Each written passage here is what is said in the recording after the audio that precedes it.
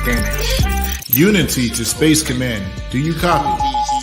You know CPT is not a thing anymore, right? Activating hyperdrive. Well, you would think after eternal life we would have more time in the day, but I'm here, and shalom. Shalom, dear brother. Can we get started? Coming in for landing shortly. We are going live any second now. Oh, and did you bring the snacks from Earth Sector 12? Yeah, I got the snacks. You're eating it, right? Just a little snack for the flight. Got plenty left. Okay, good. You know I love their food. Welcome to Hebrew Planet. Oh yeah. Hope the brothers and sisters are ready. Unity coming in for a fast landing. Got a hangover. Yeah, yes, they lied. The truth won't hide. Our people lack knowledge, so they broke inside. Some really, the ops, they the other side. I prick spirit, got you and open up your eyes. We the witnesses, open your book and take a look. Yeah, them curses was really a sign. Just take a look and listen. How they treat us, throw us in prison. Women, children go missing. Our sons cry for attention. Swift precision in the back of the neck, aborting the young. Are we really this dumb, or are we really the ones in the book? Let's open it up and give it a look. The Almighty even said justice and we forsook. We them zombies from the valley of bones. Y'all better lock up your homes, about to destroy all of your thrones. Bet they can't believe it. Yeah, we bet. We all over the news. Give them heart attacks. Hit them one more time, they ain't coming back. Somebody go tell them, yeah, the bruises back. Let the thing shake Titanic. Hit one more time, more damage. Open up the book, read the canon. Find us right there, transatlantic. The bruise waking up, they can't stand it. All over the planet, it's Hebrew planet. Y'all about to shake the whole planet. Yeah, who are we? Hebrew planet. Yeah, who are we? Hebrew planet. Shalom, everyone. I hope you enjoyed that intro, and I hope you're ready for today's show. It's going to be a remarkable one full of facts and receipts. So let's just hop right into it. As you saw from, well, yes, I have to introduce my co-host, of course, the amazing. Hey, it's good Elder to be here. I was just so excited after seeing that intro, just to hop right in. But Hallelujah. Hallelujah. You know, I'm just happy to be able to be here with you right now. And you see, I'm making sure to fit with the theme, that Hebrew Planet theme. It is amazing that, you know, we get to transition into something like this here, because it is about us creating that future, that world without end, right? But yeah, so yeah, the topic. What's the topic, Deja? Yes. The question of the night is, have we lost our men? What happened to our men? And honestly, you know, just a quick little, if we had to give like a synopsis of the whole thing, we're going to analyze what has happened with our men between, you know, from the 50s and the 60s to today. It just seems like such a stark contrast of the caliber of man that we're seeing. So we really want to dig into what happened to our men. Well, before we get into what happened to our men, we're gonna definitely let you all know that we're gonna bring Elder Shamayah on. He is the Minister of Information, Chairman of the United Nations of Yisrael, and I know because we call Elder Shamayah Elder Wikipedia. He he got the information, so we definitely gonna have to tune into him. But before we go to him, let's check out a couple commercials. Have you been suffering with depression and irritability? Have you been losing sleep, tossing and turning, and feeling restless during the day? Do you feel anger and hostility as a reaction to seeing people not wearing masks? Learning a person is not vaccinated. Learning someone will not be voting. Hearing people are agreeing with Ye's alleged anti-Semitic remarks? Do you feel peace and comfort in knowing LGBT rights are enforced? Abortion rights are enforced? But cringe at the idea of legislative change and reparations for the people of the transatlantic slave trade?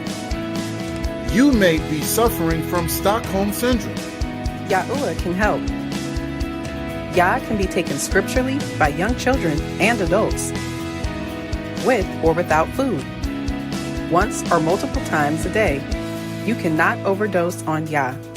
Serious side effects might be peace, joy, long-suffering, having your sanity questioned, family and friends turning against you, being negatively labeled by the world, finding salvation from the world.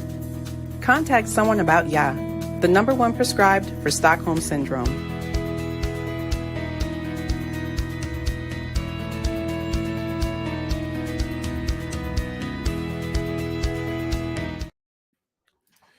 Yeah. Good to be back here. As Yes. we said, we are going to be talking about what happened to our men. Man, I wish we knew. I mean, it almost seems as if it's like a place like everything is okay now. You know, Right. we like our men just seem very comfortable, would you say? Comfortable, yes, but unbothered. Unbothered. That's another really good fact. It's just really just unbothered. They don't seem as though they are willing to fight for anything now. It's like we're going to fight to make some noise, but we're not going to fight to the degree of actually making some change happen. Right. You know, that's the thing that is kind of ironic to me. And I remember growing up and always looking to the 50s and the 60s, you know, this huge civil rights movement, and seeing how progressive Black people were during this time. And my idea was like, you know, growing up as a kid, like, this is who we are. Right. We are the change makers. And it's just like, are we really creating any change anymore? You know, that's like my biggest question. Excuse the commercials in the background. You know how YouTube like to do. But it's like, are we the change makers anymore? I'm not really seeing any change to the degree of any level of positivity. And so I want to bring Elder Shamayah on. But before I bring Elder Shamayah on to talk about this, family, I cannot express how much we appreciate you for tuning in. Listen, you have to like, share, and subscribe. You know, we come on here every single week between Deja, Shataya, myself, Elder Shamayah, every single week there is high quality content being brought forward to you that we do a lot of work to create. And all we ask for is just for your support. So just for the people that are showing up here, you are showing that, you know what, that you truly have love for your people, and you truly want to see some change. So if you appreciate this content and information, please share this information with other people. Let them know, like, we got brothers and sisters that really want to see some changes happen. So, you know, where are you at? Come on here, check us out. So look, like, share, and subscribe. That's all I want to say about that. But we're going to get back on that topic, though. We are. But before we do, let's bring Elder Shamayah on. Elder Shamayah. Shalom. Shalom, family. How y'all doing? Good. Very good. How are you? I'm doing well. Once again, we're on the show, a place where I love to be and speaking with our people. But you said something critical as we move to the subject matter: like, share, subscribe, and support. We are one nation, your nation, our nation. We are the nation of Yisrael, and we're here to bring you this content to speak about things that affect us as a people. But we can only keep doing this as you support your nation. We support everything else that we have in our life. Now it's time to support each other. We got a church on every corner, a liquor store right next to it. We got churches and camps on the internet, and we got places you can get drunk on the internet. But with all that stuff that's going on, has anything changed for our people? With all these different things that's going on, do we need another church? Do we need another camp? Do we need another organization? The more things change, the more they stay the same. That's a great question. Yeah. You know? So, that's so getting into great thing that you just brought out, Elder. I mean, because when you think about it, isn't that the thing that we've always complained about? That back in the day, we had a church on every corner. I mean, still today, there's a church on every corner. And you said, we would say the church is not doing anything for our community.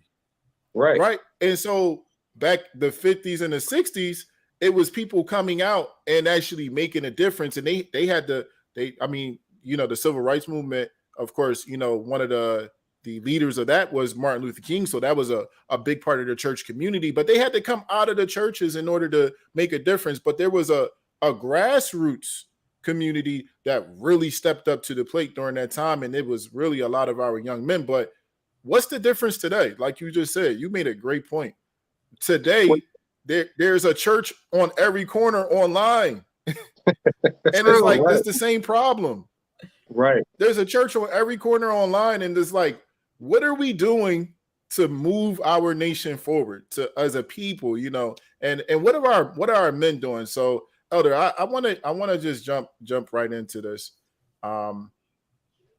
What's going on with our brothers today? Like, is it a thing of complacency and just being unbothered, or is it really that our people don't understand you know, what's at hand right now in this day and time? And you know, is the idea that they really feel so much a part of this nation, and is that the reason why, you know, they kind of got comfortable and just, you know what, we're working towards things, we're voting. It just seems they got really comfortable. So what's going on with black men today, Elder Shamayah?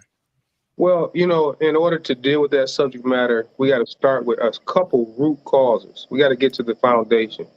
You asked the question, what has happened to our black men?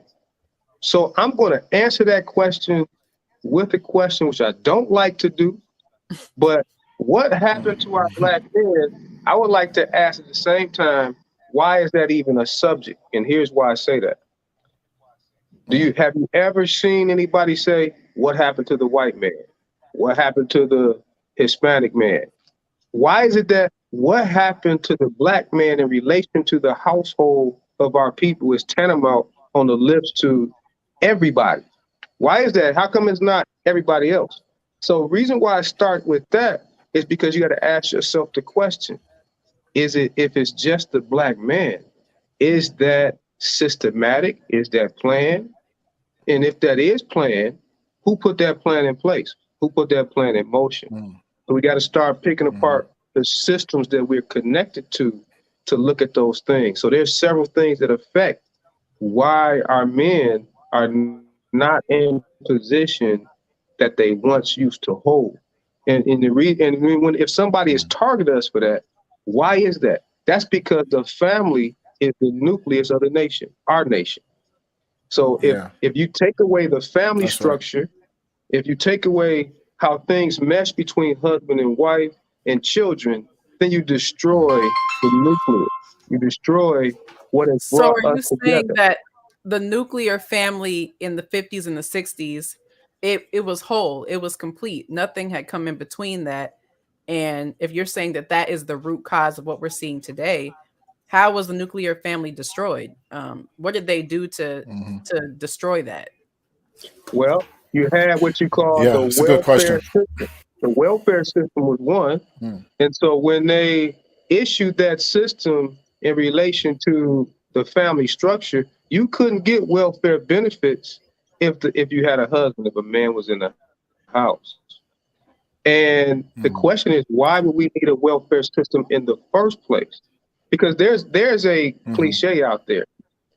You can give a man some fish, but if you teach him how to fish, he can fish for himself, right? True. So what has happened over time through the systems that we have been entangled in, we have been domesticated and colonized just like animals. You know, we have been made to be dependent on a system that has neglected us as a people from the start. We go all the way back to the plantation, to how we got over here. It was never designed for our people from the root. So as time went forward, they started to integrate certain processes to clean that up some. But if it was never structured like that from the beginning, then the foundation of this system is tainted for destruction for our people. So as we look at those, You know, you brought out so many great points, and we actually have something prepared that we want people to see concerning the welfare system. But you know, before we jump into that as being one of the issues, here's the thing: there are many black men today. I just want to make this clear. There are many black men today that are actively working really hard towards real change. not just as the family unit, not just as a person, but they are looking at the fact that we don't have a nation for ourselves. And I've heard, I mean, over the years, I've heard so many black men say, we need our own, and I think the whole idea of integration, sort of that particular conversation is sort of lost, because we when we did integration, it was us having our own world, so to speak, that we can build upon. And we had things like Black Wall Street. We had, a lot of different black communities. Black men stepped up, black women stepping up, the family unit. All of those things were very much so in place. But, I think the biggest issue during that time had to been poverty, right? And so this was something that black people during that time, they were very much so fighting against the poverty, right? So while we were segregated and focusing on ourselves and able to circulate dollars for ourselves, there was some disadvantages there. And I think that, there was men that realized that those disadvantages existed, and they really wanted to see a change. But before we get into all of that, I want to talk about what age will we say that our men become men? It's like, between I know some cultures, they would say when you're 13 years old, and you do this, that, and the other, you're a man now. What would you say? Like, when do we cross that line and say, you know what, we're men? Well, according to Torah, according to the scripture that we, that's our law that the Almighty has given us as a people, 12 years of age is the age that that we start to come into understanding from an aspect of being men. But since we've been subjected to all of this slavery and depression and subjection, a lot of those things that would have made us at a point to where we can start to strive towards manhood at 12 has been removed. Now, you got people in reality, you might reach the age of 22, the age of 30, and still not have the characteristics that's needed to be a man. Yeah, you might be able to sleep with a woman. You might be able to go out and work, but the full characteristic of being a man and what should be ingrained in you from your father, from your mother coming up, and also through the elders in your family, we have lacked. And even those that are in position now have lacked that because they didn't have it either. Right. So when as it pertains to manhood, I would say, just from looking at history, and we look at different movements during the so-called civil rights movement, but this was a time between the 50s and the 60s. The men that were making changes, that I'm talking about, changes that actually moved and shifted the world to things that we see today, that gives us so-called freedoms that we see today. Those men were very young, very young. I want to share. We talking about, have we lost our men? And this here image is of Fred Hampton. And if you know anything about Fred Hampton, during this time, he was very active in his community to try to make sure that, our people had certain rights for themselves. And he was assassinated. And what was shocking to me, they had a movie recently about him. It was called The Black Messiah, something like that, right? And this movie, I found out that this man was 21 years old when they assassinated him. Right. 21. And his movement started very early on in his life. So what age was he when he, stepped into his manhood? Because the government decided that he had to be killed at 21 years old. Right. Wow. Like we gotta talk like Deja. I mean, you're 24 years old. Could you imagine, seeing people your age right now just getting killed, having to be assassinated for what they believe in and what they're fighting for? I honestly couldn't imagine, because all the people my age I see getting murdered now is due to silly stuff. Right.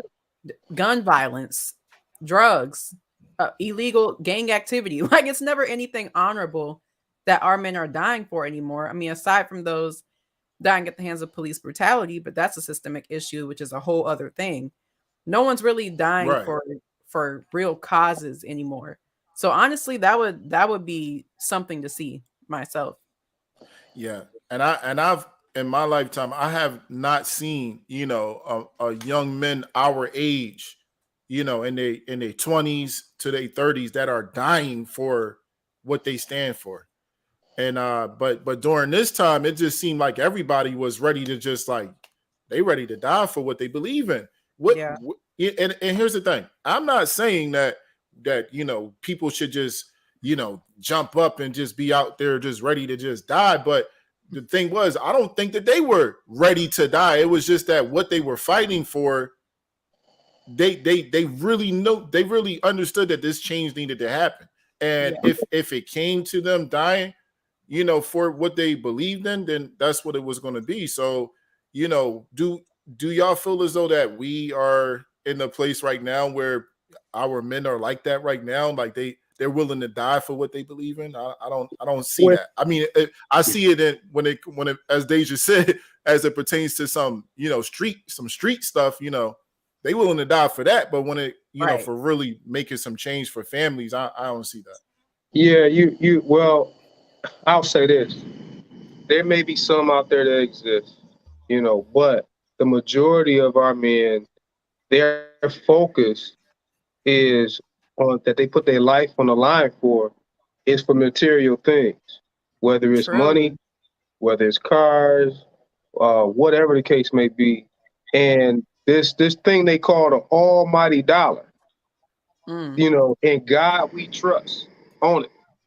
Our people put their lives on the line for that all the time, and we put our lives on the line for foolishness, as our sister Deja said. It's been our people kill each other with a bag of chips over stepping on my gym shoes. We'll put our lives on the line for that. But when it comes to standing up for a community of your people, that's non-existent. Why? Because the aspect of community is gone. And here's why. And here's why that has been systematically done. If you think about it, the average Black person or African American, as they say, using that term, but we know it's Hebrews, Israelites.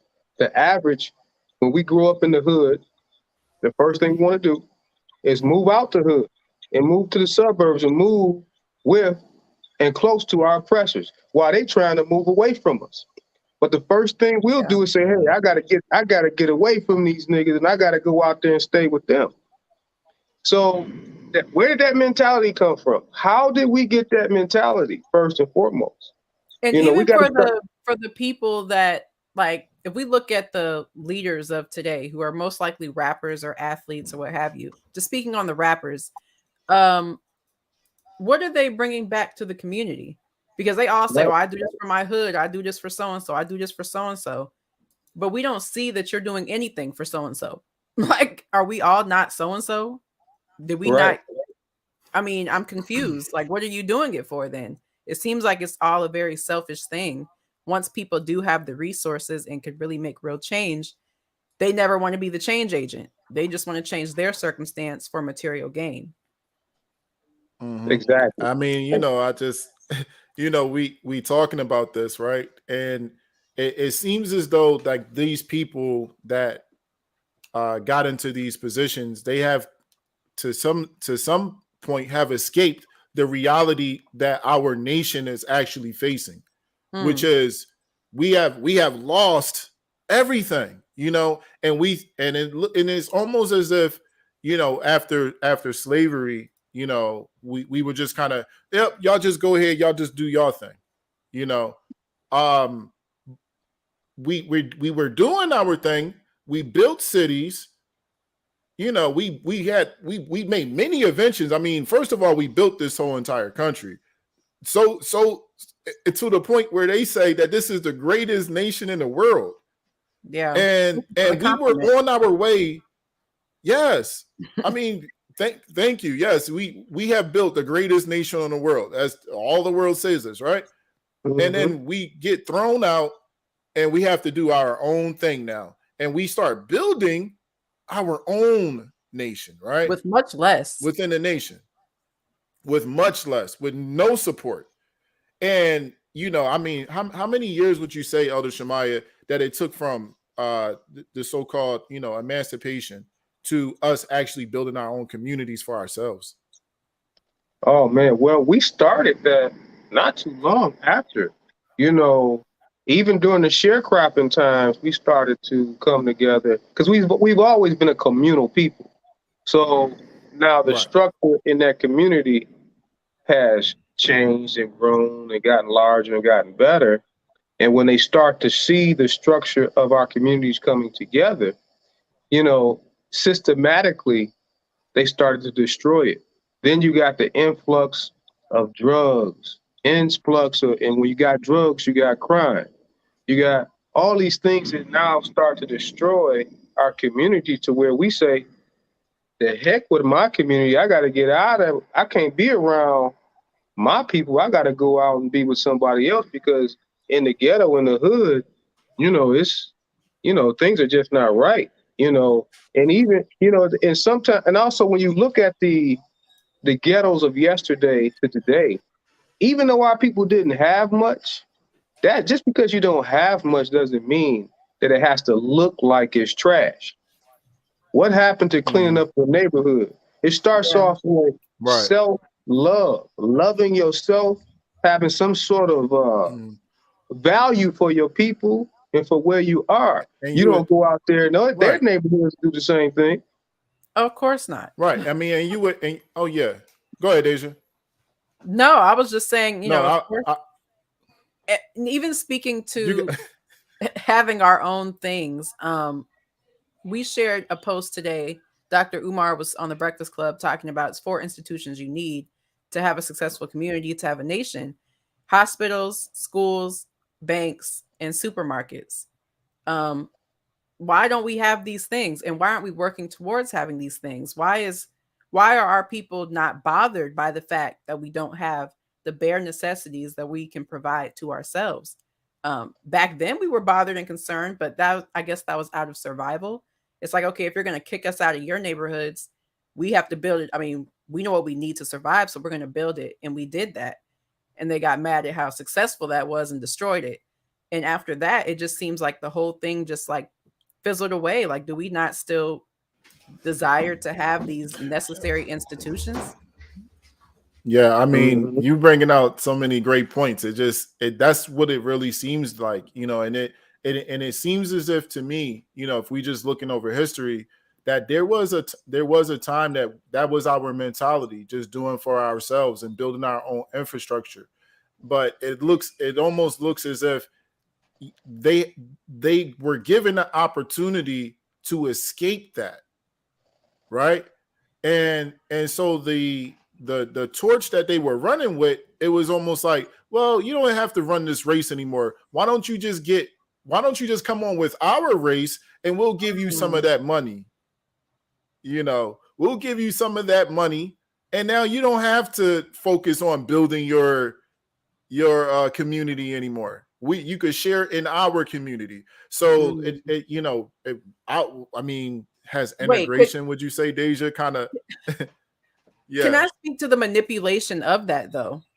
We were with you, working with you. You kick us out once the government says you can't own them anymore. We get kicked out. We build up our own. Then they try and lure us back in with treats like, oh, like we got this job over here. We got this college over here. Like, you can be an athlete. You can be a musician. We'll give you some dollars. Like, come over here. And we leave our people. That is like The most manipulative thing I've ever seen. And they trick us into being like, yours is not as good as ours. Even though the reason why you even had to work for yours is because we kicked you out of what we had to begin with. We kicked you out of what you built that we had to begin with. This cycle of manipulation is extreme. Yeah, I mean, because it almost seems as though it's us like, well, we couldn't have built this nation without them, right? We could not have built this nation without them. Right. Now we kicked them out, and now they're building their own nation. It's just like, whoa, wait a minute, y'all moving too fast. You getting a little too uppity. You know what? Why don't we just go ahead and do this integration thing, and y'all could forget about that whole thing? And I think that Black America and the Black men led the way to escape our own communities. And this is something that, I look at as a form of escapism. And escapism is a habitual diversion of the mind to purely imaginative activity or entertainment as an escape from reality or routine.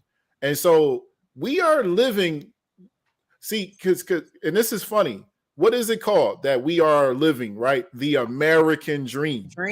Right? So escape from reality. We went from our We went from our reality to living the dream. And what was the reality? The reality is that we had communities, right? That we could have continued building upon.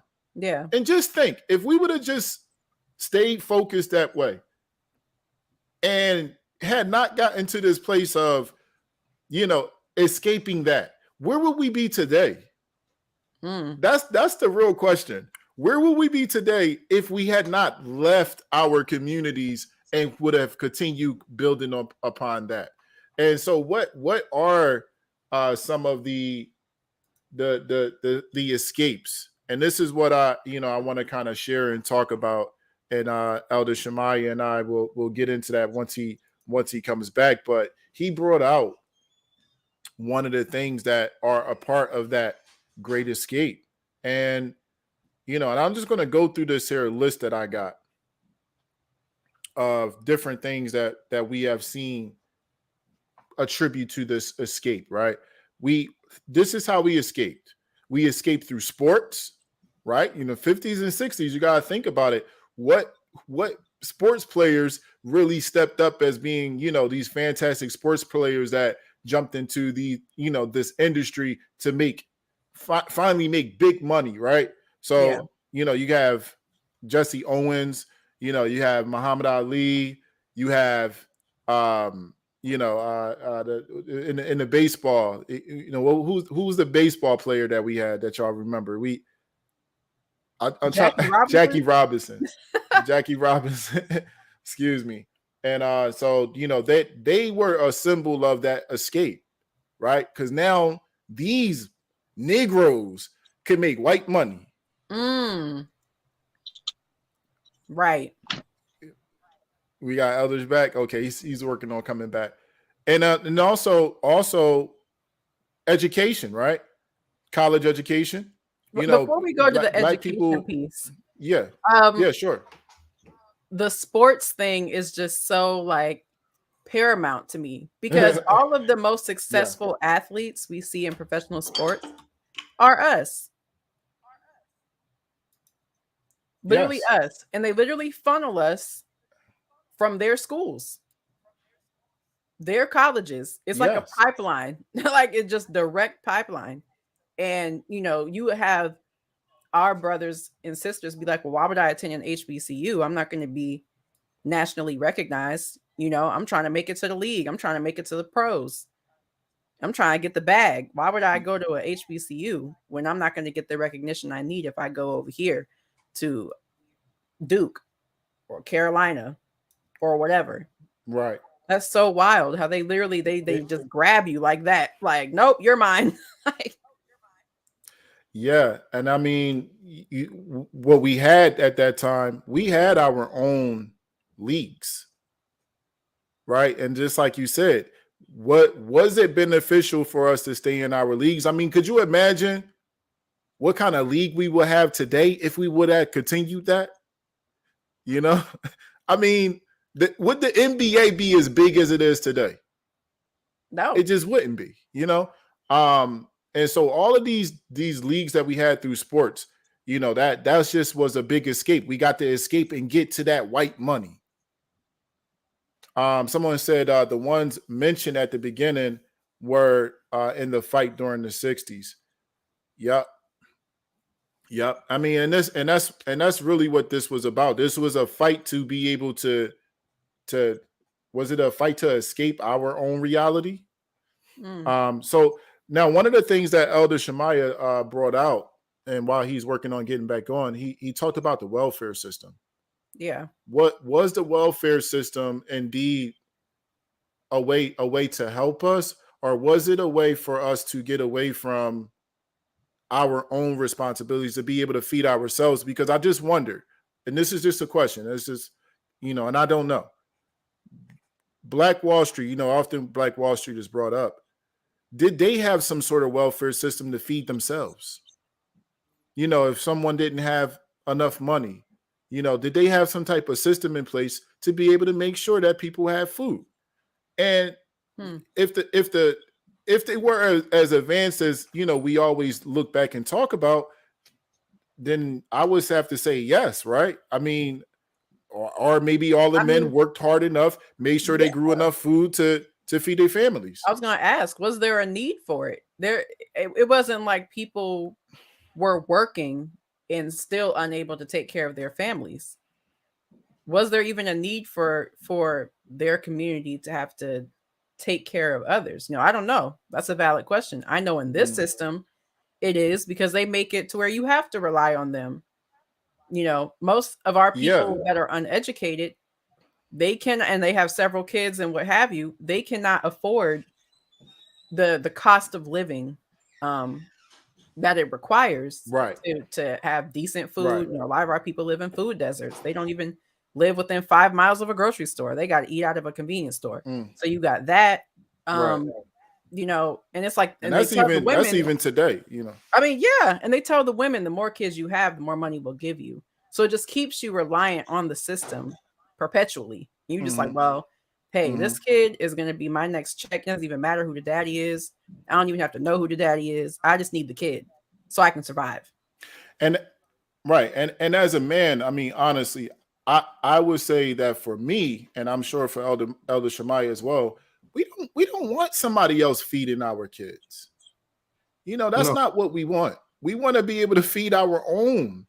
And because you have such a huge system, you know, in white supremacy that's able to pretty much dismiss Black men from the home and give the nuclear family a way out. You know, without a man in the house, you know, there was a time that, you know, the family just really couldn't survive.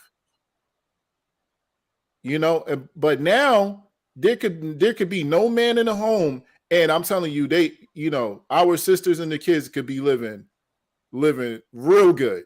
Oh yeah, because you know, they're able to get cash assistance, they're able to get food stamps, you know, they're able to get childcare, they're able to get housing and insurance, right? I mean, dental, it just goes on and on, right? So it's like, do I stay with this man, you know, that he don't have enough to provide, you know, or do I go ahead and get on all of this assistance, and when I don't really, you know, really want to deal with him, you know, I don't have to deal with him. You know, it's just like that nuclear family is just like, well, I can escape from dealing with this guy. You know, and even the man, in the man's case, he's just like, you know, I really don't have to hang around because she gonna be all right. Right. So now I can leave my family, I can leave my kids because she gonna be all right, because the responsibility now, you allow that to be put on somebody else. Elder, can we talk about this? Like, what is that about? You know, yes, and I'm sorry, I had to. My other phone got so hot, I had to change phones. It just kind of like just shut off. Oh, can't stand the heat. Can't stand the heat. But you know, I love the topic because so we hear this term or this cliche, independent. There's been songs like independent woman, independent men. But when we allow them to give us that terminology and we live by it, what happens is our independence has made us more dependent on the system that told us that we can be independent. Ironically, why do I say that? Because if we're independent from our women, or if women are independent from our men, something has to bridge the gap. Something has to step in. Step in is either the government through assistance or the government through education, and to be your support mechanism. And you're going to go now and fill that void that you would have had if you had your husband or had your wife, and now you're filling that void with artificial things. And because they're artificial, now the children that grew up in the household are learning from artificial mechanisms, or they don't have a mechanism to learn from at all. So now we've been kind of like created like petri dish specimens. We're in the laboratory. They're studying us and our behavior patterns on how we behave when we're subject to these situations, whether we're highly educated, whether we're moderately educated, or whether we're lowly educated or no education at all. They have created a paradigm of study to see how we react to the things that we have been subjected to. They've been studying us for a long time, you know, whether it be. And I mean, and I just want to interject really quick, because you're making a valid point. You know, they're able to control our environment.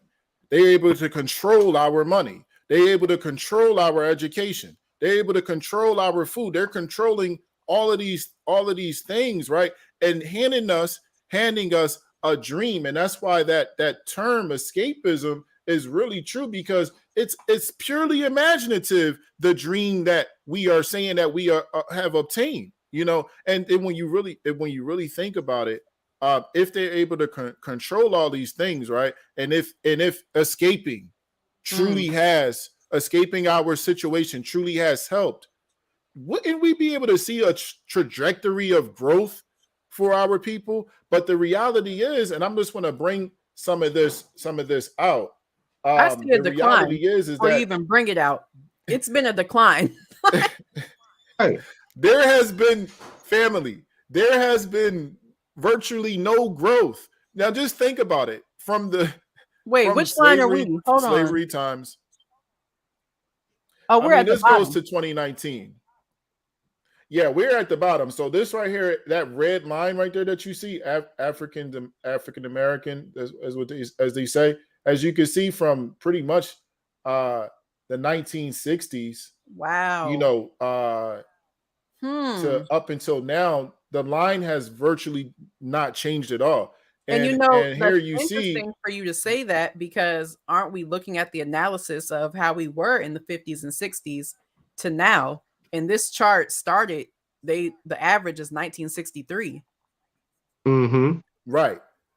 So as you can see, the growth has not changed. So if escaping our situation, right, you should see if escaping our situation was actually helping us, if integration actually helped us, right, or was going to help us, then we would see that growth there, but we don't. And then the trajectory growth of us not being slaves anymore, so to speak, and then being able to start our own communities. You're talking about massive growth. You're talking about starting from nothing, and now we here, Black Wall Street, right? But now, 1960s, and the average U.S. family wealth by race, yes, it has increased, right? But the literally the line is the same. I'm trying to figure out. We haven't moved anywhere. So yeah. And even like, I know we're analyzing, you know, the so-called African Americans, but anybody that's not white has not seen any growth. What is that thing? Well, I mean, this right here is not non-whites. It's white, African American and Hispanic. So even Hispanic people, that's what I'm saying. They haven't grown as anyone that is not categorized as white, they don't have that growth. How is their average? How is the white average U.S. family wealth $1 million? And Well, no one else is even 500,000. With the growth scenario, and those are true. And those are true numbers. Those are true numbers that you see right there. The issue is when you're looking at, let's say, growth, for example. Ask yourself the question: from the 50s to today, is it more college graduates? Is it more blue-collar workers? Is it more professional CEOs? It is. Is it more of our people in the entertainment and sports industry? Right. Yep. But when we see those, although those things have increased, has it increased to our betterment or our detriment as a plight of a people? Because when it increased, what happened to our plight? Yeah, actually, it's not reflected in the chart. It's not reflected in the data. As you can see, poverty for Black people, it has been on a decline, but it's virtually has not changed. You're talking about integration and equality. And look, a college attendance. Wow. We have increased in college attendance. So we're more educated than we ever were before. But poverty has hardly changed. We're more educated. Family wealth has hardly changed. Yes, we're more educated today.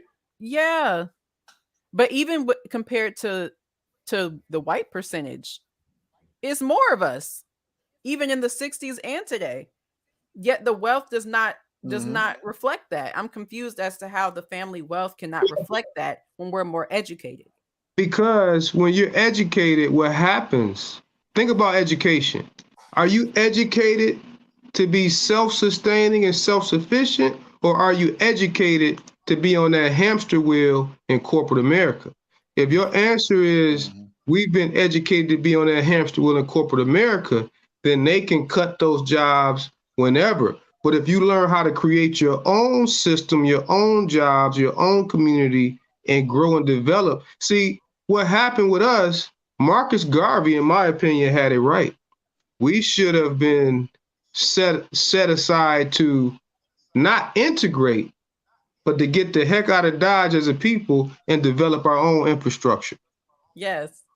Wow. You brought up, employment, and the unemployment rate, it's hugely the same. It's just it's a very small change. And so, we're talking about, we're going to hear some grabs about wages, and we can talk more about this, but as you can see, nothing has really changed, even though we're more educated, even though we got more people that look at a freedom ticket as being jumping into entertainment, jumping into sports, right? We have more opportunities of being able to move into their neighborhoods. But when we really think about it, what did we leave behind? We left behind actually building with one another, because you cannot go to a Black neighborhood that's all Black neighborhood and find hospitals, schools, airports, communications, grocery stores, banks. Like, where is that community at? Where is it? And it just doesn't exist. And it's because we have escaped that responsibility. We just left that responsibility behind. Now I want to play a video, okay? And now this here got some of the usual suspects, Black voices that don't really speak on our behalf. They really are on the side of, really just supporting white supremacy. But some of the things that they say in this video, we gotta talk about it, because it is some of it true. Okay. And so I want y'all to all check this video out. You can find this this video on YouTube. It's called it's like a Uncle Tom documentary. Check this out, and just we're going to talk about this because we got to see what everybody think about this. Like, is some of this true? And while we are watching this, I want us to do a little bit of Q&A with our viewers. You know, please, if you can, just drop a question in the comment section, and we want to talk with all of you about this because this has to change. And before we go and watch this video, please like, share, subscribe. I mean, we really should be having a whole lot of people watching this discussion. And we about an hour in, but can we really talk about this? Like, what's going on with our people, in particular, what's going on with our men of being change agents, real change agents? It's because has it really come to this that we really cannot support one another? You know, has it really come to this? I'm talking about all the people that are change agents. They don't get no shares, they don't get no likes, you know, they don't get no attention. It's just like, leave. We don't want to hear nothing more from these change agents, right? It's that Isaiah 30, you know, cause the prophets to cease, right? You know, you go to that Isaiah 30, it's just like, do people want to hear any of this for real? And so when we, you know, step up to the plate to bring information out like this out, brothers and sisters, y'all should be supporting this. There's too much work that needs to be done for us to continue turning back to the same old nonsense, thinking we're going to get a different result. We have to support one another and really back one another. It's like, what are we doing? What are we doing? It's a mess because nothing has changed. To recruit people into the welfare system, we relaxed the rules. If a woman had to declare paternity in order to qualify for welfare, the ACLU sued and said this is a violation of her privacy rights. They also said that the nuclear family, Ozzie and Harriet, was Eurocentric and therefore racist. The women's movement concurred with that. The Black Power movement also agreed. Millions of blacks in a period of less than 4 years flooded into the welfare system in major cities. At a time when the unemployment rate for blacks in New York for males was less than 4%. If I could get me a job where I could be my own man, they make me think that they're feeling sorry for me. Give me this, give me what I need. This is like a pet, like a dog, you know, like give him, you have to be fed now, give him some food. What you then saw as a consequence of separating work from income, the out-of-wedlock births in the black community began to skyrocket, went from under 25% to 70%. It is a neutron bomb that was dropped on this country, and it really hurt families, especially the black family. During slavery, a black kid was more likely to be raised under a roof with his biological mother and biological father than today. The welfare state has done more to destroy and destabilize the black family than even slavery did.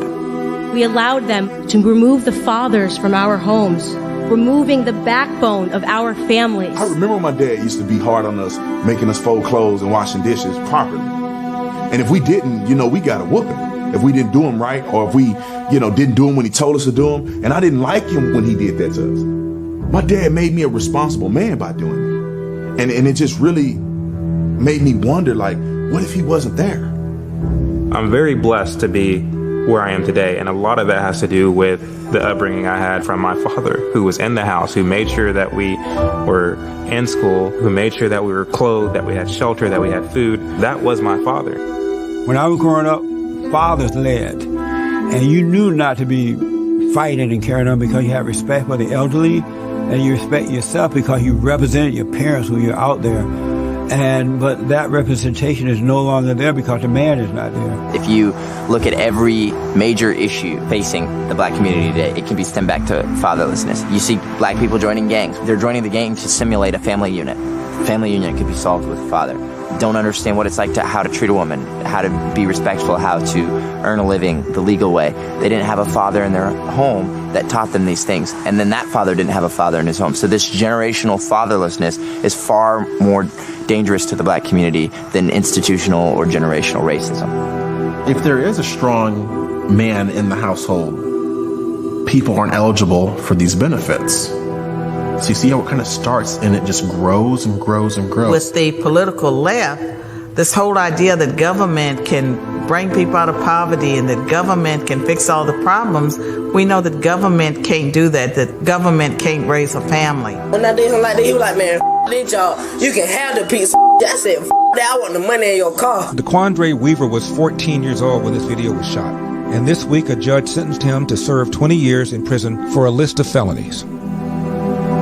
Because the left has promoted the welfare state, has encouraged women to marry the government, has allowed men to abandon their financial and moral responsibility, we have these problems. It is no wonder that you have the chaos. More blacks are killing other blacks in 1 year than the Klan killed in the 70 years.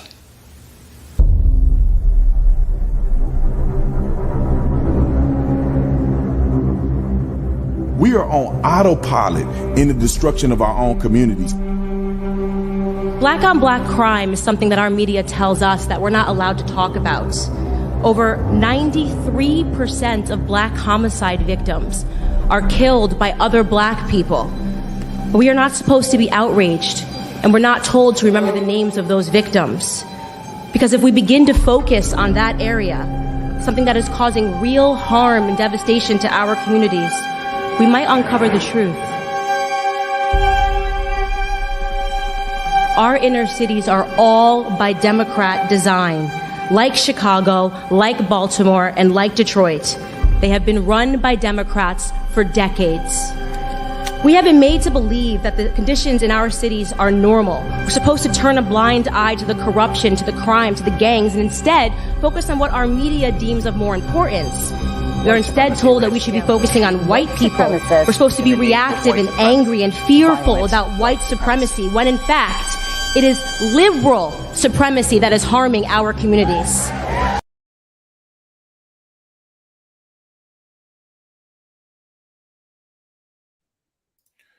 Yeah.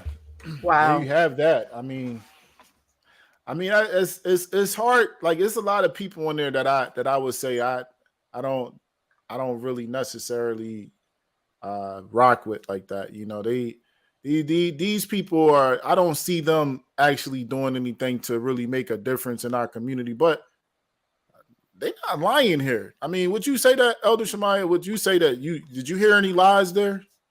No, and you know, one of the things that stood out that we need to pay attention to is a young lady at the end.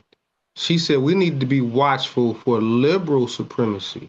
And she's right, because it's libertarians that has demasculated our men, destroyed our families, systematic, you know, and they done it under the cloak of an unseen hand, to whereas you can't, you know, out in the open, you can't say it's them, but behind the scenes, that's what we speak of when we're talking about this system behind the scenes, on how it systematically has reinvented slavery. And somebody said that in the comments here. They have reinvented slavery upon our people. Slavery has just, the plantation is not the plantation of yesterday, but it's the corporate, social, and media plantations of today. And, you know, they have been incarcerating us, putting us in jail for any and everything. The whole plight is for them to get felonies on our men as much as possible. That's a fact. And I saw that and yeah, go ahead, Asia. Speaking on the liberal thing, as Black people, we're always told that, oh, the conservatives are bad, the Republicans are bad, white supremacy, all these things that they like use as a scare tactic, when they're really, I mean, both sides have evil agendas working towards the same cause. But what the liberals have done, everything that they stand for is about destruction of our family, starting with welfare. We even look at the LGBT movement. They are very much on board with that, and they're like, yeah, make it a thing. The abortion, everything is about destroying us. Yet these are the people that they throw in our face and say we need to support them because they stand with us. Right. Everything Exactly. they do is destroying us. Right. Yep. And can I add something too? And I know that another way of escape was us stepping into the political arena, and we thought that that was going to make a difference. But as we could see, I'm sharing this here. This was the diversity in Congress. That has not changed. As you can see, this is from 1961 to 1962. That's the African American presence there. And then House of Congress, as you can see, it has grown, but all of those gray ones there, that's all white folks. The Senate, as you can see, we have very little representation there, even in the Senate. And so politically, it's not really making no difference for us. But you know what they would say at though? all. So our people always are the main ones that go vote. Our people died for the right to vote. They would say that chart is a result of us not voting. So what do you have to say about that? You know, I'll say this. Let's peel back that onion on that for example. And we got to start with the root of this country and us coming out of slavery. When we came out of slavery, we were under a republic type of party, the majority of slaves that came off the plantation. Why? Because the United States is a republic, despite the fact that we scream democracy. Now, our people are a minority in this country, right? But when you are for democracy, you are for majority rule. So if I'm in the minority, why would I be pushing for a majority rulership if I'm a minority? Wow. Now, in a republic, it means if out of 10 people, 6 people want to go right and 4 people want to go left, in the republic, they have to go back to the table until they can get a good compromise. But in a democracy, if 10 people want to go right, if 6 people want to go right and 4 people want to go left, then in a democracy, the majority rule. The 4 have to concede to the 6. So, again, the question to our people that do seek to participate in the election process, why are you for the majority rule if you're a minority? Start to analyze what you're doing and know what you're talking about. Think about this, family. You just put Biden in office. If you see the new legislation out there, he signs a bill to send $50 billion to the continent of Africa for the atrocity of slavery. Yeah. Now, whatever happened to the people over here? That confused the heck out of me. How are they receiving a reparation package before the people that were actually the collateral damage of slavery? We were sold from our African brothers and sisters. They sold us to y'all. So how are they receiving recompense for that? I'll tell you why. It's because there's a hidden agenda behind that. And they colonized Africa. You had many different countries, European countries, that colonized Africa. So what the United States is doing is simply getting a further stronghold to the continent of Africa, for the continent of Africa to look at the United States as the great white hope. And so that's what the agenda is. It's really not about what it appears to be, because if you want to reconcile what the atrocities of slavery, then why not reconcile the ones that were taken? Right. From and we just gotta just get straight to the nitty-gritty of this. Men, Israelite men, what are we going to do about this? Right. As we opened up with this whole conversation, the question was, how many more churches do we need? Mm-hmm. We got all the churches. I mean, I see church memberships, especially within our, culture as Israelites, the camp's memberships is through the roof. And here's the thing. Yes, that is helping. I do see that is helping. I'm really grateful to the brothers that are going out there and putting forth that work to teach our brothers and sisters morally, scripturally, what they need to be doing. Right. But my question is do we really need to build more churches, or should we be building our next to that, right? Prioritizing building our nation? Because as we could see, nothing that we've done has served fixing anything here for us. And not to say that, we already know what prophecy is. So don't get me wrong. We understand that, yes, we are in captivity. We understand that, yes, we're going to have to wait for the Almighty to really make the ultimate change here. But don't we see that the one thing that has changed is that we stop focusing on ourselves? Can't we see that that's what's taking place?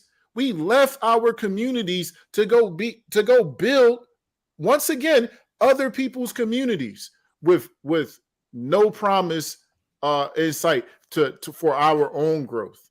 And it's enough. It's just like how many more times are we going to see these big, so-called stars, basketball players and sports players and entertainers that step up and they say, hey, I'm an Israelite, and then they get shut down. They get their money taken away from them. But if we had our own, could they really do that? No, you can't take something that's not yours. Right. Please share your questions, family. I know y'all have some questions, and we want to talk with you. And I really would love to hear the answers to these. We got the first one up here. For the change agents, how long do we have to do this before we quit and let it go? This is a hard word. What's the answer to this one? Dave, you want to handle that question? Me? Okay. I can start it out. For someone, I haven't been doing this that long. Shout out to the elders who've been rocking in this for decades. Like, more power to y'all. Y'all have the strength I have not reached yet, because there are a lot of days. And just to be honest with you, today was tired and was like, you know what? I'm good. Like, y'all not with it. Y'all don't care what we're talking about. You don't see the things that's happening to our people as an issue. It's not a priority for you. You'd rather go buy Mercedes Benzes and Birkins and shake your behind in the club and throw money at strippers. Like, fine. If that's what you want to do, please continue doing it. I'm about to be in the woods. I'm about to be in the woods. I'm about to be in a community of my own with people who think like me. And best of luck to y'all. For real. Shalom and Godspeed, because I can't. So it really takes an insurmountable level of strength and just passion for no, I just got to keep pushing, because I know what I'm doing is not in vain. Number one is for the Almighty. Number two, what I'm saying is affecting, and what we're doing is affecting other people out there who people in sales say it all the time. It takes 10 touches for you to get a response from somebody. It takes 10 yeses, 10 no's to get a yes. So it's like, if I have to keep doing that, then I just got to get in the gym mentally and spiritually. Well, to add to that, the Almighty's word says, cry aloud and spare not. Be strong and of good courage and fear not. So as we look at the hard task at hand, we have to keep on continuing to follow that pillar of fire by night, cloud of smoke by day. A lot of people hear me say that all the time, because that's really the time that we in.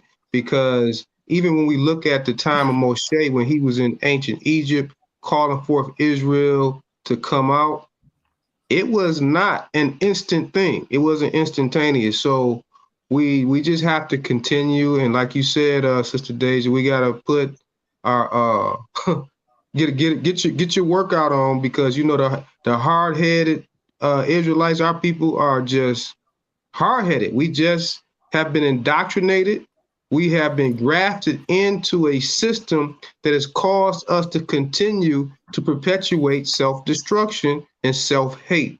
So we first have to learn how to love each other. We have to learn how to love self, because if you don't love self, you can't love anybody else. So that throws out the whole conversation about Black Lives Matter, because Black lives don't matter to Black people. So until we start to matter to each other, then we have to deal with the truth. And again, we did this on another show. Kanye West said it perfectly. He said he had a hat that said white lives matter. Question is to you, O Israel, did he lie? Who lives do we continue to show who matters when we're out there doing the same thing, participating in the system that they have given to us, that they put us in? And they made us work hard. See, what they did is devise a plan to make you work hard to integrate into their system. So because you worked hard to integrate to their system, that's why you got some elders out here saying our people died for the right to vote. And so that's supposed to be an excuse for me to pick the lesser of two evils. Yeah, and I just want to jump into this and say, like, haven't we seen this before? You know, for us that are scripturally adept, to understand that, you know, just like Elder Shamayah said, Moses had to deal with this with the Israelites. And I just want to go straight to it, because this is really no different. This is our wilderness. Many brothers and sisters that's on this walk understand that this is our wilderness, right? So let's go to Numbers 11 and 5. 11, and we're going to start at verse 2, and it says, and the people cried unto Moses, and when Moses prayed unto the Almighty, the fire was quenched, and he called the name of that place Taberah, because the fire of the Almighty burnt among them. And the mixed multitude that was among them fell a lusting, and the children of Israel also wept again and said, who shall give us flesh to eat? We remember the fish which we did eat in Egypt freely, the cucumbers and the melons and the leeks and the onions and the garlic. But now our soul is dried away. There is nothing at all besides this manna before our eyes. And as you can see, once again, we get our own communities and have to build for ourselves and has to depend on ourselves and ultimately depend and trust on the Almighty. And what did we want to do? We wanted to go right back under our oppressors. And what happened to them out there in that wilderness as they was following the cloud of smoke by day and the pillar of fire by night? They had to get left right there in that wilderness, because what they really truly wanted was oppression. And that's what they trusted in, right? And so the what are we going to do? Well, first of all, we need to be obedient to the Almighty. That's the first and foremost thing that we need to do. We got to stop thinking that our oppressors are going to give us anything. They were literally put here to oppress you. That's the whole reason why the Almighty created them and put them against you, as it says in Deuteronomy 28. He set them against you to oppress you because you love oppressor and you stay there on. We're going to go to Deuteronomy 30. It says, woe to the rebellious children that say to the Almighty, that take counsel, but not of me, and that cover with a covering, but not of my spirit, that they may add sin to sin. The rebellious children that you're talking about is us. That's even us right now today, being rebellious, that we go walk down into Egypt. You know what Egypt is? That is a place of your oppression. That is a place of your captivity, right? The house of bondage. And it says, have not They walked down into Egypt and have not asked at my mouth to strengthen themselves in the strength of Pharaoh. Hey, give us some money, give us housing, give us more money that's equal to your money. You know, take the strength that you have, Biden, and give us some strength. And then what we also do, and we end to trust in the shadow of Egypt. Who is in Egypt in this house of bondage?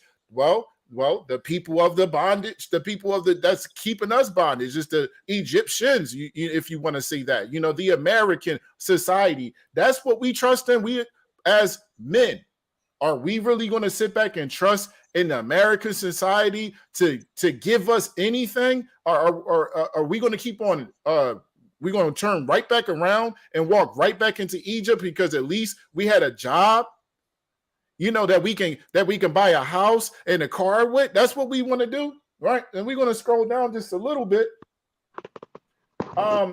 Because us saying this right now we got how many people watching this live right now? I mean, how many times do we say, let's like, share, and subscribe, right? How many times do you hear brothers coming out, bringing out these facts, this truth, and then you get crickets, right? Nobody wants to hear it, right? And that's exactly what the scriptures is saying. And you want to know what happened to our men? This is what happened to our men. It says in verse 9, matter of fact, in verse 8, it says, now go, write it before them in the table, and note it in the book that it may be for the time to come forever and ever. What the Almighty is about to share right now is that this is what is your issue, black man, Israelite man. It says that is a rebellious people, lying children that will not hear the law of the Lord, which say unto the seers, see not. And to the prophets, prophesy not unto us right things, speak unto us smooth things, prophesy deceit. Well, you know what? We ain't going to lie to you. We're not going to lie to you and sit here and pretend like everything that you're doing here in the society is getting better. It ain't getting no better. They don't got to do nothing to you. We're doing it to ourselves at this point. Yeah. They sitting back, and as you can see, the church is through the roof for them, and it ain't changed at all for us. We're not going to sit here and lie to you and say, you know what, just work a little bit harder and you're going to be able to get the things that you need to get for your family. But what about when you gone? What's your children going to do? They going right back into the same vicious cycle, right? So we're going to get right back into this, right? It says, wherefore thus say the Holy One of Israel, because ye despise this word and trust in oppression. You see what the Almighty is saying? That you trust in oppression. You trust in your oppressor to do something for you. That's crazy. Our men at one point in time during the early 50s into the 60s, they couldn't trust in their oppression. They was like, we got to go out here and we got to do it for ourselves. We got to make the change and we got to make this change now. They wouldn't stop. They were getting their heads beaten. You understand? They was getting their heads beaten. They was ready to die for that. But here it is. We got brothers right now saying, hey, y'all, why don't we just go build our own community? Why don't we just build our own schools? Why don't we just build, raise our own food, tap our own water? We got brothers right now saying that right now. You know what it is? Crickets. Want to know why? Going right back to the scripture. It's because you trust in oppression and perverseness, and you stay thereon. Therefore, this is what thus saith the Almighty. Therefore, this iniquity shall be to you as a breach ready to fall, swelling out in a high wall, whose breaking cometh suddenly at an instant. And don't we see nothing but breaking? We are broken people. Elder. Go ahead, Elder Shamayah. You absolutely right. Everything you said. And there's one more point I want to emphasize in scripture that we have to do to answer that first question. That's in Leviticus. Yeah, everybody. Leviticus 26, verse 40 through 42. He gave us the blueprint. And it reads as follows. It says, if they shall confess their iniquity and the iniquity of their fathers, which they trespass against me, and that also they have walked contrary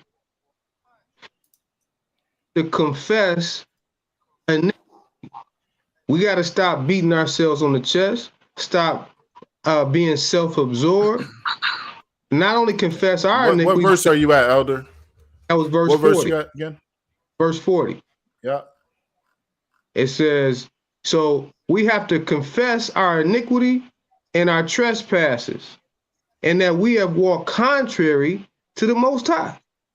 We have done the opposite to what he told us to do.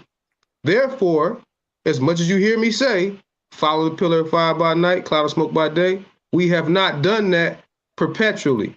We have continued to go the other direction.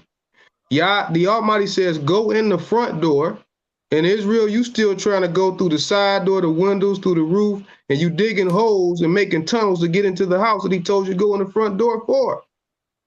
Verse 41, it says, and that I also have walked contrary unto them, and have brought them into the land of their enemies. Who put us in this land of our enemies? The Almighty. The Almighty. Why? Why he do it? Because we walk contrary unto him. It says, but notice what he says. He leaves you a safety net. He says, if then their uncircumcised hearts be humble. If is a statement that applies a choice you got to make. If then there. Israel. If then Israel's heart be humble, and they then accept their iniquity. This acceptance of iniquity, talking about an individual. This is talking about a nation. Did not the Almighty put a nation in the ancient Egypt? And did he not bring forth a nation out of ancient Egypt? And then did he not put a nation back in captivity that walked contrary unto him? So we have to gather ourselves together, O nation not desired, come into this mindset that we reading right now, because when we do what we reading right now, then that means that we are walking by the pillar of fire by night and a cloud of smoke by day. So we have to continue to do that. Then it says, the last verse says, then will I remember my covenant with Yaakov. So let's back up. What was the requirement for him to remember his covenant? The confession of our iniquity, the acknowledgement of our trespass, understanding that we have walked contrary unto the Almighty, and as a result, he walked contrary unto us, and that he's the one that put us in the land of our enemies. And then if we humble our uncircumcised heart and accept our punishment, then what did he say he was going to do? Then he says, I will remember my covenant with Yaakov, and also my covenant with Isaac, and also my covenant with Abraham will I remember, and I will remember the land. Israel, we got to make that first step. We got to make that first step. Then we all the time, because all of Israel will fall under one accord. But we got to do this thing. We got to lead it from the front. We got to continue to echo these words. And I'm here to tell you too, those that don't do it, you know what Yah say, 2/3, right? 2/3 is going to perish.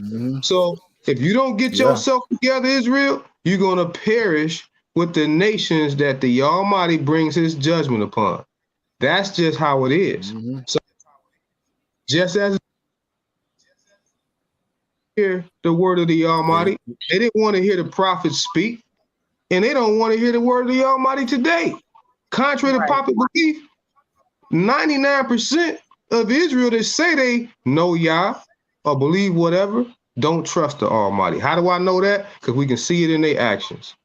And even speaking on that, the next question kind of addresses that. Why are the voices of the so-called leadership not speaking this truth? Why aren't they talking about, how we just need to come together and build together? Everyone seems to be focused on their individual group. Why is our leadership not talking about this? They bought and paid for Yes, and that's what I was going to say. Like, what's the biggest escape? The biggest escape is being able to have access to that money, right? Because as long as your organization is making money hands over fist, then we ain't got to do nothing. I mean, I'm just wondering, and I love this question that was brought out. I'm just wondering, with all this money that's being made, right? What's going on with our community? Right? Remember we said there was a church on every corner. Still churches on every corner. But look at our communities, right? Now you go online and there's a church on every corner there too. There's a camp on every corner there too. What's up with our community? Where is the community at? All we got is just the church. That's all we got. Is that so where is all this money going? I don't see not one community being built. I can tell you where the money going is. A lot of the money is going to all of these different pastors that's got these prayer cloths and selling them online. Or they and our people buy them and believing in it. And you know, that's just one aspect. But you know, but the people are sincere when they give their finances, but they're just not knowledgeable. And it don't have to be the same kind of pastors I just mentioned. It's all kind of organizations our people give their money to, but what do they see in return? Here at the United Nations of Yisrael, we have done a lot of work with no finances but what we come out our pocket. So what we're asking for now, family, is to come together and support your nation. And supporting your nation, it don't require a lot. We got over, 40 million African Americans, so-called African Americans here in the United States? What if only 10%, what's 10% of 40 million? 4 million, right? So what if 4 million of us start giving $1 to a real cause, the nation build? Because it's time to You don't have to give $1 one time to make a huge impact. Right. I mean, what you're saying, and here's the thing, Elder. I mean, we just went over those scriptures. Everybody here that's listening, that support, we know that this is common sense. It's common sense. And listen, this is not calling out our brothers, but how many camps do we got? How many camps do we got? And I know those members are putting up money. Is it at all possible that we got enough money between all these camps to go and build our own community? Is that at all possible? And if it is possible, why hasn't it been done yet? Why is it that we just going to keep on just making more and more and more and more churches? Mm-hmm. And then here's the thing. What do you see when you see a bunch of churches on every corner? You also see a bar on every corner too. And that's exactly what's happening. People are drunk of this whore of Babylon, which is religion. Mm-hmm. I'm gonna just put it just like to you like that. People are out here playing religion. That's what you drunk on. Online. You on the internet, online, in church, and at the bar all day. Ain't nothing changed. Nothing. And so, as Elder said, it is time for the build. And we are actually attempting to do this. And this is to our men out there. Right now, we have, just a few people watching. It should be so much more. Here it is. You got an hour and 28 minutes. We about to wrap this up. We making high quality content, talking real stuff right now, and nobody sees it. Now, you tell me, how long do the change agents have to do this before people start listening? Cool. Nobody wants to hear it. Nobody wants to see it. Guess what? How long is it going to be before that ark door closes? Right. How much longer for that? See, because we right now in the time of Noah. We right now in the time of Sodom and Gomorrah. We right now in a time where the wilderness, and that ark is about to be closed. That line is being drawn in the sand. We can't continue on doing the same things, expecting different results. You keep feeding the beast. We keep taking ourselves and approaching the beast, feeding ourselves, sacrificing our babies to this beast. How do we do that? Through the education system. You send them straight to into the sports arena. They going to go ahead and go. What's the hope? That they're going to go to the NBA? They're going to go to the NFL? They're going to become famous or something like that? You're giving your children to the beast. Yeah. We get so excited. Hey, you got a college degree? Cool. You real smart now, baby. Now you can go work for the beast. You are feeding yourself to the beast. This has to stop. So some of us are not going to continue with us. That's fine. You don't have to watch the content. You don't got to like and share it. It's fine, because some of us are going to be focusing on something altogether different. And that's what I want to share right now, okay? For our brothers out there that got the mentality that you want to make a change, right? And I'm not saying that this is going to be the said thing that's going to get us out of captivity. We know already what's going to get us out of captivity, and that's obedience to the Almighty. We know that already. But that don't mean that you got to sit on the beast's lap and let him spoon feed you and bottle feed you and coddle you like a baby. Grow your own food. Dig your own wells. And that is not that hard. We done built this whole place. Can't we just go build something else? It's just a simple question. For those brothers that are ready to do that, we have something called the Lions Den. And there's brothers right on in the Lions Den right now that got that mentality. They you know what? They have done plenty in Babylon. They have shown that they are have demonstrated success in Babylon. And you know what they're saying? Man, the Almighty has given me gifts, and I just want to use those gifts to help my own people. Hallelujah. Right. Yeah.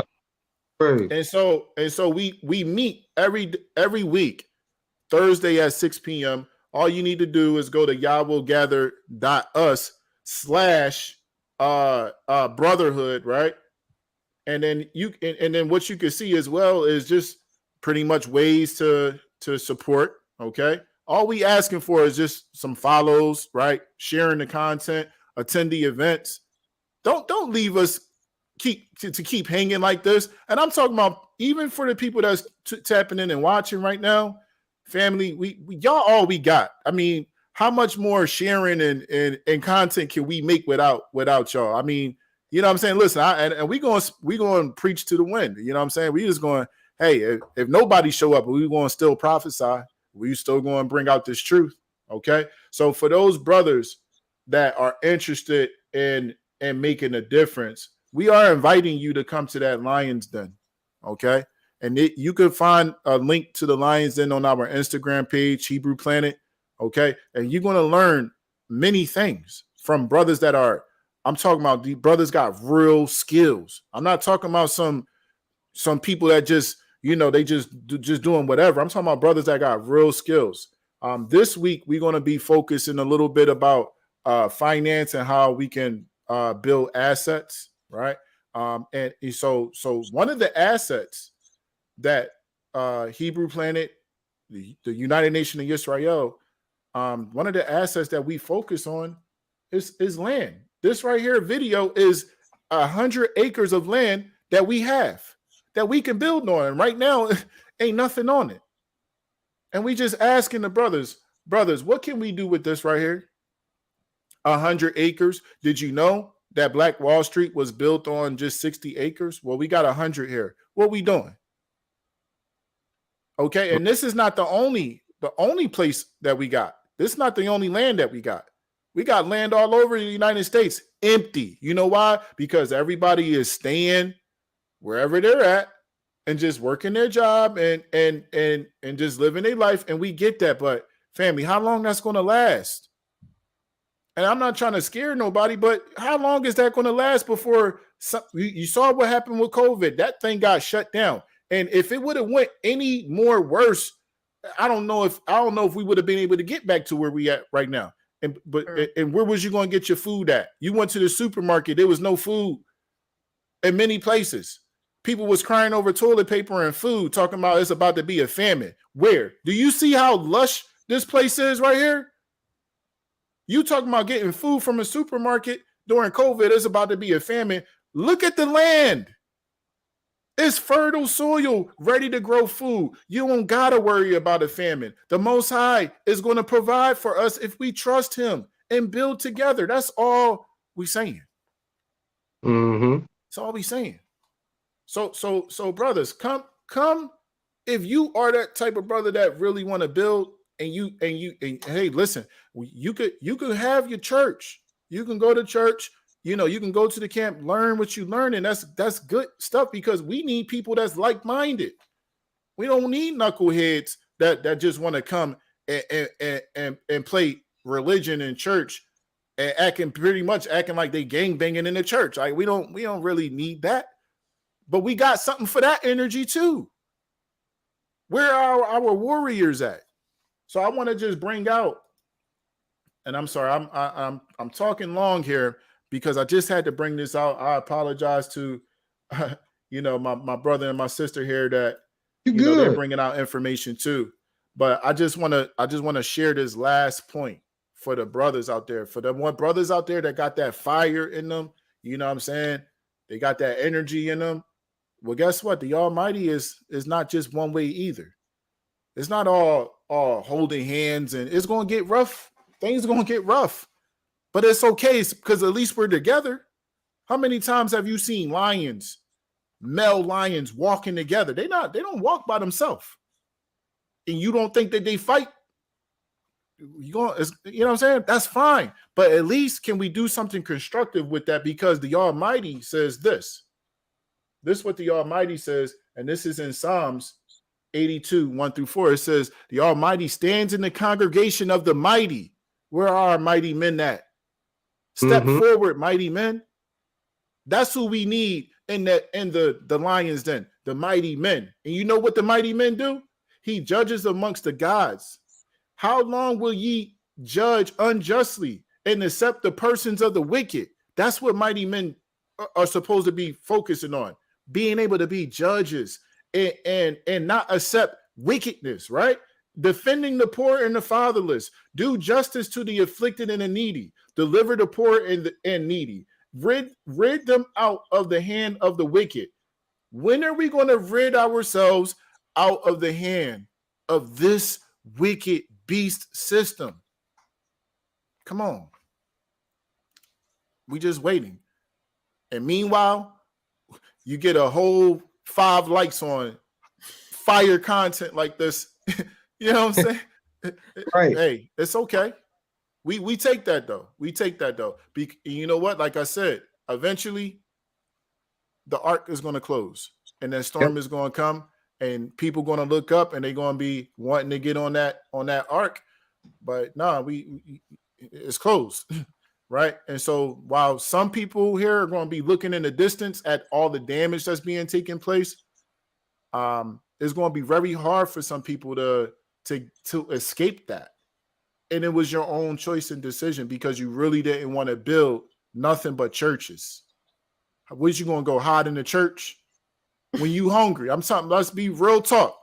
When you're hungry and there's no food at the supermarket, let me ask you this. For my brothers and sisters that's in camps, can you go there and have food for long periods of time? How long them canned goods going to last? Where the gardens at? Where the livestock at? That's it, family. I apologize. I went a little long, but we're going to go ahead and wrap this up. Any final comments from Elder Shamayah and Deja, my real change agents that have stepped up, and also to the viewers. Thank you, the viewers. You are real change agent as well. Keep doing what you're doing, liking and sharing. But what's the last comments? Because I'm a little too fired up. I'm gonna have to simmer down. Oh, that's all good. Sister Deja, go right ahead. I'm gonna go after you. Yes, my final comment is this was a great episode.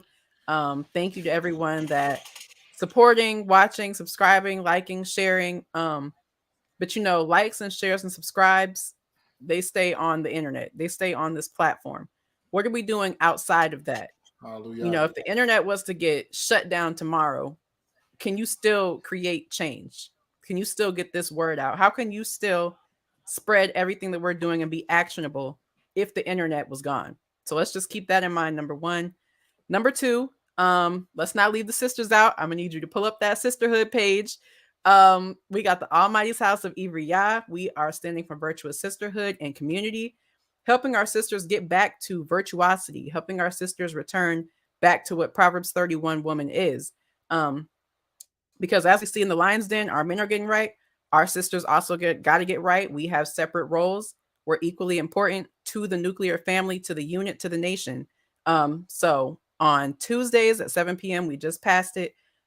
We have Bible studies where we meet every other Sunday at 11 a.m. We have Sunday brunch at the house where we get into these real topics that's affecting our sisters and come up with solutions too. We're over just throwing out the theories and the conspiracies and the fear mongering. We get enough of that from mainstream. We know what they're doing. We know the gay agenda. We know the transhumanism. We know the fake famines. We natural disaster. We know all of that. What are we going to do to come together and really bring real solutions to our causes?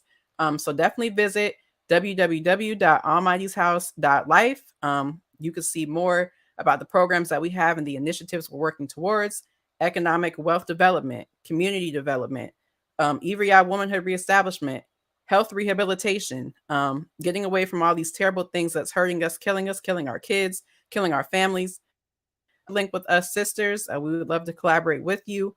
If you're like me, you enjoy writing, reading, or just presenting information and knowledge and sharing knowledge, join our team. We have a plethora of openings for you to come join.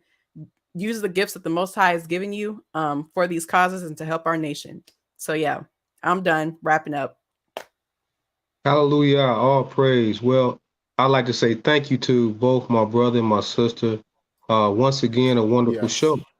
Hallelujah. You know, I want to, as I close, I do want to leave our family with a scripture in Deuteronomy 28.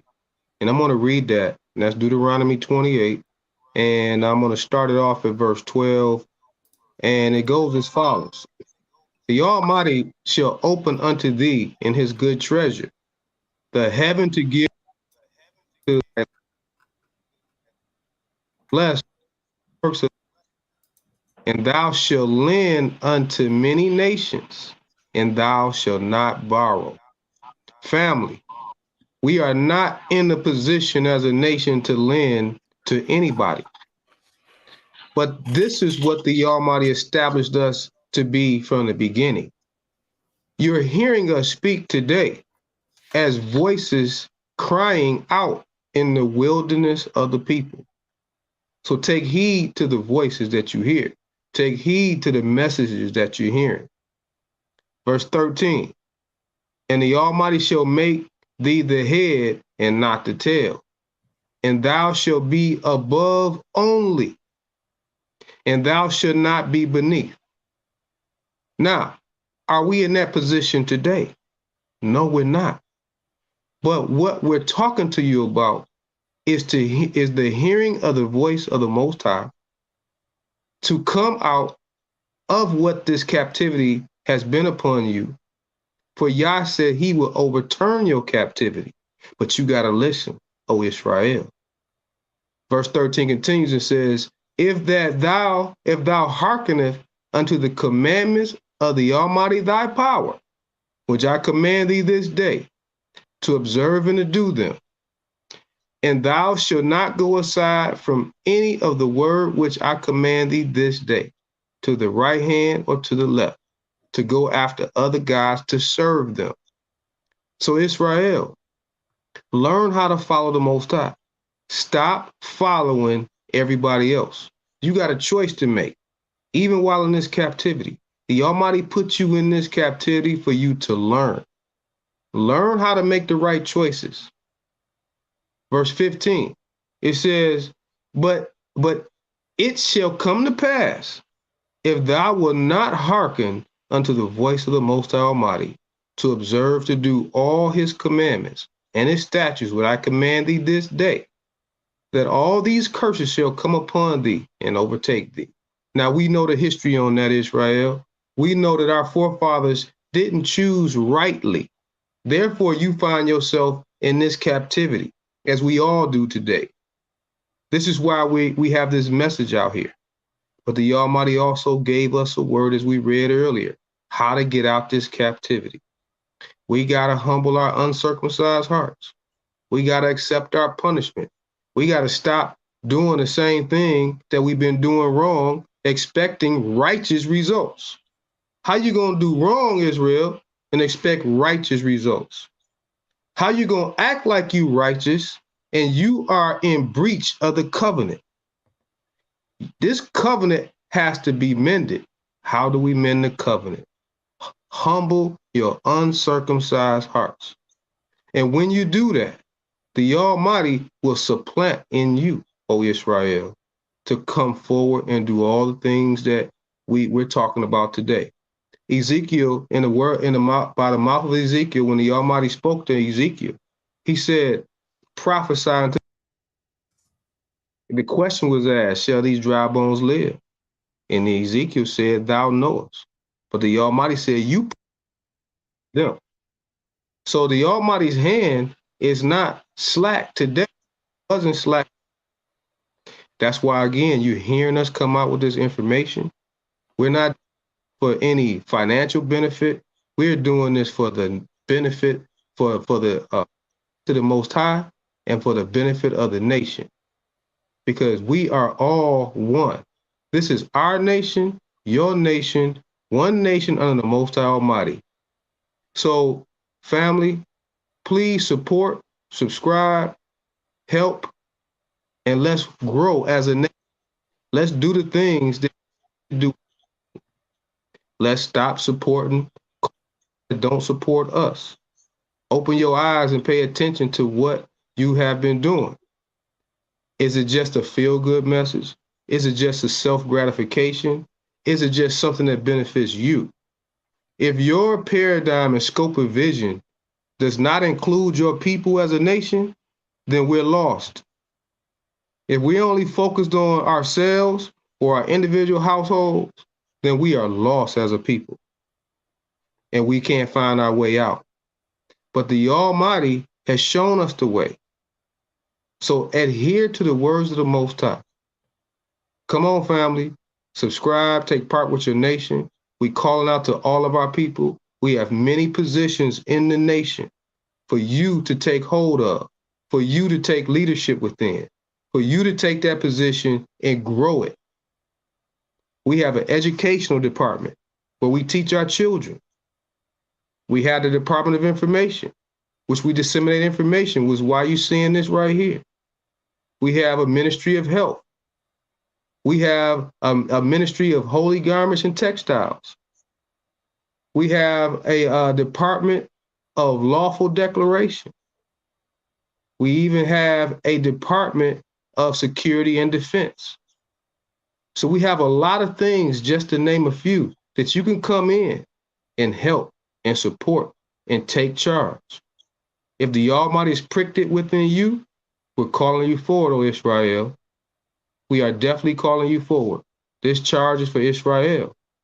Conscious, unconscious, wherever you at. Whatever you need, O Israel, we're here. Again, the Hebrew planet is here. The United Nations of Israel is here. The House of Almighty Abria and the Lion's Den are here. And we all have the same cause. We all under one banner. And that's the banner of the nation of Israel. So please come out. Please support. Please subscribe. Please like, so that we can grow as a people. Let's prove the system wrong.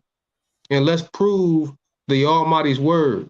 For his word will not come back void. Because he said he was going to gather us from the four corners of the earth, but he told us to gather yourselves together, O nation not desired. And that's why we're here today. So I end with that, family. Hallelujah. Hallelujah. Hallelujah. And I just wanted to give the alternative. We could do what some of the things that Elder Shamayah just said, or we can just go build some more churches. So with that being said, hey, you make your choice, you make your decision. Thank you everybody that's tuned in. We'll be back here in about 2 weeks, but you can actually tap in with us weekly on the Lions Den, or you could tap in with the sisters at the Almighty's House of Ibria. Please go to the Yawitazah.us website. You just don't even understand how much work the elders before you have done. And they're just handing over the baton, and saying, keep running, because it's a nation that has to be built. And then we get the planet, that's what we're working towards. We're working towards having this whole planet finally being at peace. But it's going to take for us to stop trusting in our oppressors and work together and come together. That's just a simple step, or just build some more churches. So family, thank y'all so much. that this thing, we're going to be taking over the whole planet pretty soon. But, we got to start small, and that's okay. But I think that at least when we finally do take it over, we're going to have some work to do. And, I think there's a movie, that kind of goes into that. So stay tuned. Oh. Check out the trailer to the movie. And I just want to say shalom and thank you, family. Please like, share, subscribe. Show up. Please keep showing up. Okay. Shalom. Anything else, family? Shalom. No. Okay. Yep. Oh, much love. Check Love. out. Much love. Check out.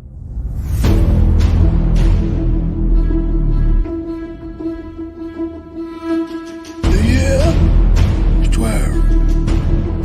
It's been years since I've seen anyone any sort of life.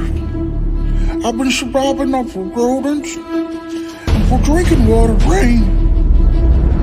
The last sign of civilization I see was on the news before the blast. Before they came out of the sky. I'm not talking green Martians. I'm not talking little aliens either. I'm talking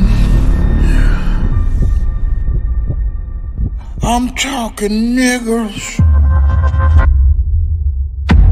Girl teeth, big nose, big lip niggers.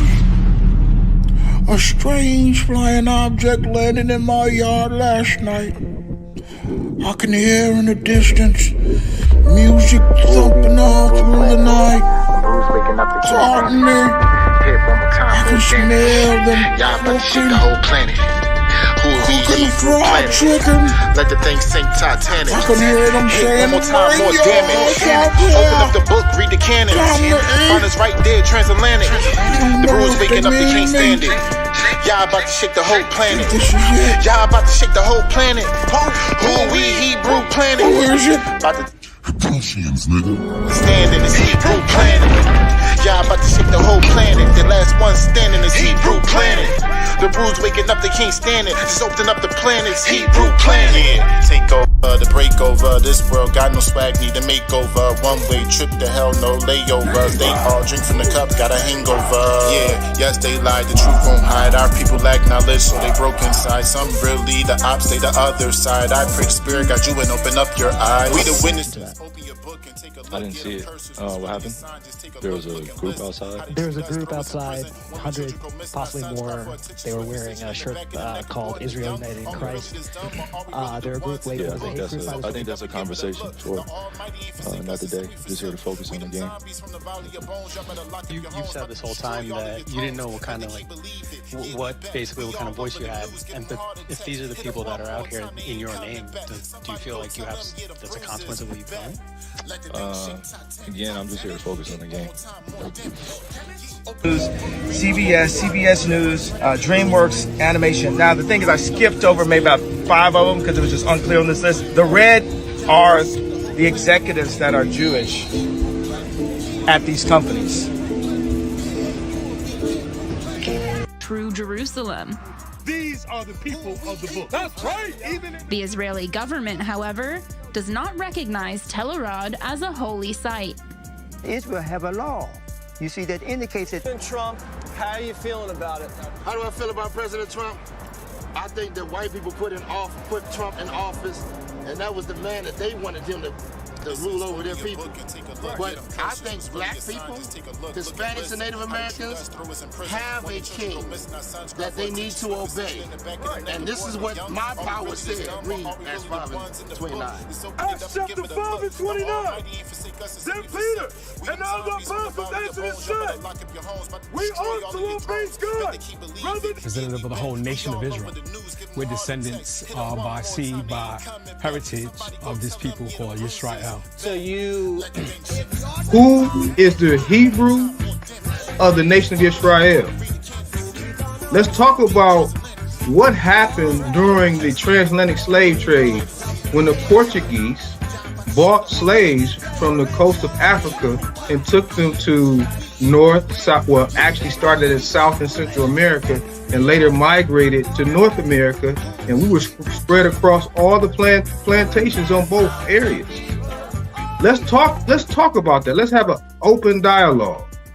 Who were the families that owned the slave ships? Who were the Portuguese? If we go back and do our history and research, we'll discover, even prior to that, that Christopher Columbus himself was a Sephardic Jew. Now, so when we look at the Portuguese, when you look at Sephardic, by definition, those are people that come from Spain and Portugal. It up and give it a look. The Almighty ain't forsake us, it's Him we forsook. Attention. If you or your children have been the victims of the transatlantic slave holocaust, community disunity, and image destruction, you may be entitled to spiritual reparations. If you fit any of these characteristics, call on Yah right now to see if you qualify for reparations. The door for repentance may close in less than 30 days. Don't wait, or you and your children could forever lose your right to salvation. Call Yahuwah now. YAHUAH. YAHUAH. Call Yahuwah now.